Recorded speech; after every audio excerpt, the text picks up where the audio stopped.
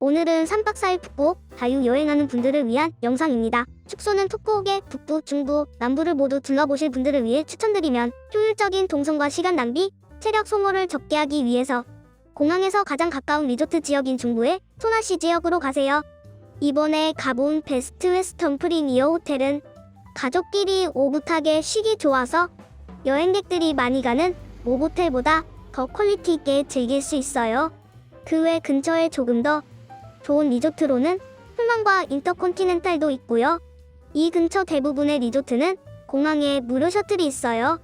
공항에서 베트남 택시인 그랩을 타고 베스트 웨스턴 호텔까지 이동하면 12분 걸리고 약 12만 동 정도 나옵니다.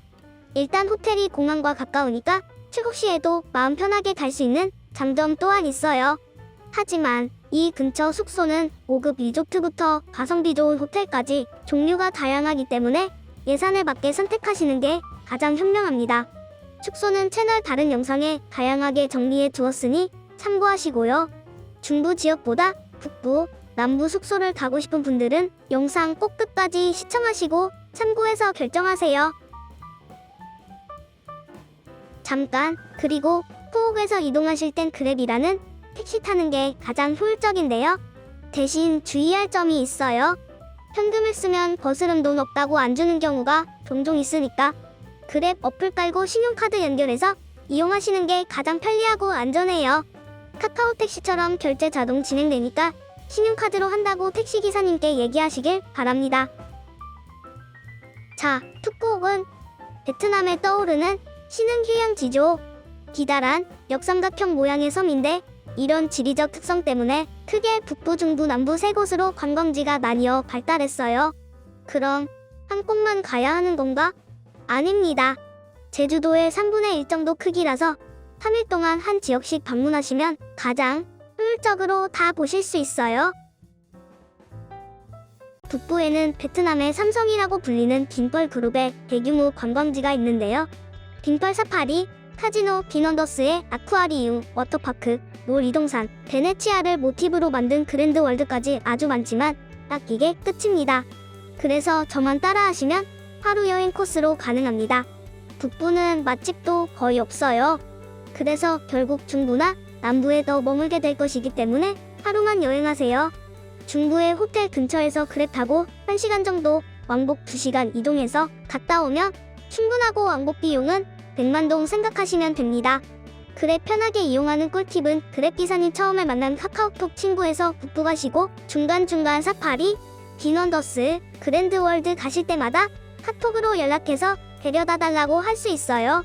기사님 잘 만나면 추가 비용 안 들고 집으로 돌아올 때까지 그랩 왕복 비용으로 다닐 수도 있더라고요.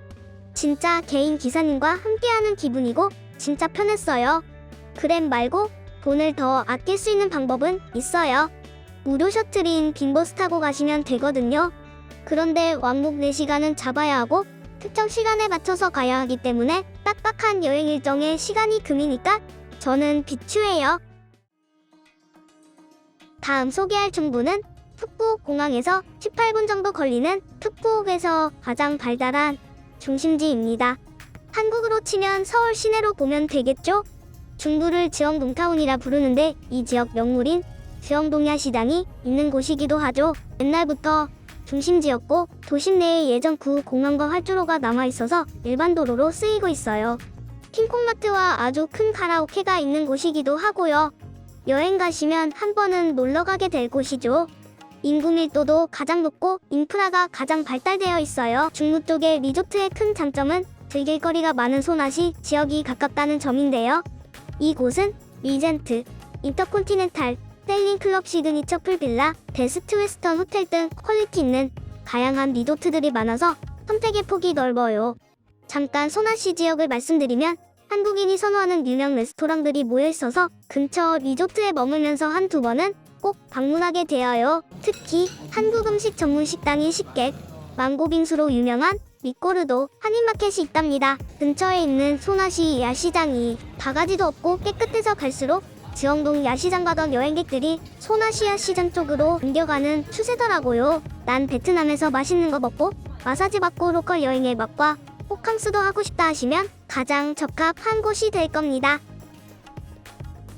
마지막 남부 지역은 바다와 관련된 놀거리가 많아요.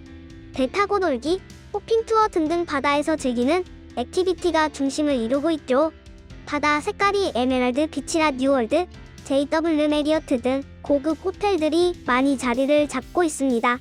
그리고 남부에 꽃 선셋타운이 있지요. 여기는 진짜 지중해 유럽과 서유럽이 믹스된 느낌인데 또 동남아 특유의 휴양지 느낌 정느낌이라고 해야 하나?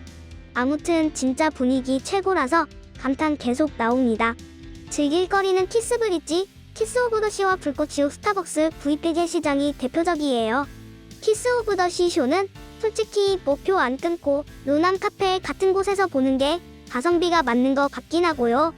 나머지는 빠짐없이 해보시기를 추천드립니다. 여기서 꼭 참고하실 점이 있어요. 북부의 비넌더스에서 워터파크랑 놀이기구 탈 거야 하시는 분들은 혼동섬 안 가셔도 됩니다. 둘 중에 한 군데만 골라서 하시면 돼요. 거의 똑같아서 두 군데 갈 필요가 없습니다. 다만 케이블카도 타보고 싶고 워터파크도 즐기고 싶다 하시면 북부는 빈펄 사파리, 그랜드 월드 정도만 가시고 혼동섬 가시는 게 좋아요. 저는 개인적으로 북부 비넌더스보다는 혼동섬이 훨씬 좋았어요.